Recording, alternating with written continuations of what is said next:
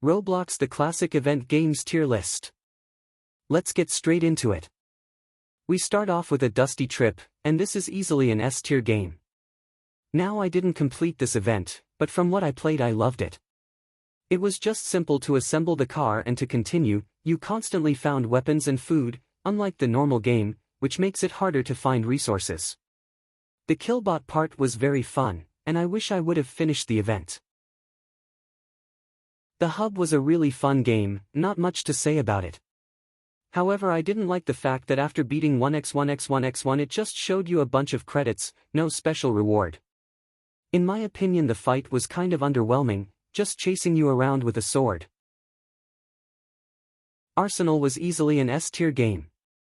A good variety of weapons, getting swarmed by enemies, parts in which you had to be careful, an obby, it just had it all. I do think the end was pretty anticlimactic, pressing a button to stop 1x1x1x1. A boss fight would have been nice, however, I still liked it. I didn't end the Blade Ball event, but the boss fight was nice, however, I would have liked it better if it was a separate game mode instead of a votable one.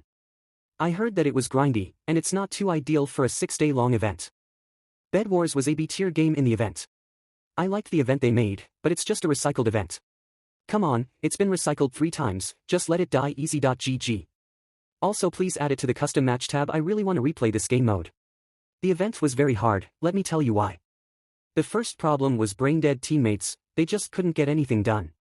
Bad bed defenses, didn't place turrets or banners, didn't attack the penguins to gear up, and constantly died. If you tried to place obsidian instead of wool, they would keep on replacing the wool over and over. Second problem was the bomber penguins. Since noobs only placed wool, it would get destroyed by the bombs the bomber penguins used. Third problem was the wizard penguins, which would weaken your bed defenses, and obsidian became almost useless. Third problem was the combination between 2 and 3. Unstoppable duo. The last reason why this game mode was so hard was the fact that when the penguins broke your bed they became 100 times better. I'm 99.9% sure that you couldn't win the last wave without a bed. Up next is Adopt Me. The only reason why it's not in F tier is because they gave us a teapot which is probably going to be worth a lot in the future, but the event in Adopt Me was as lazy as it could get. I didn't complete the event, but judging it on what I played it was pretty fun.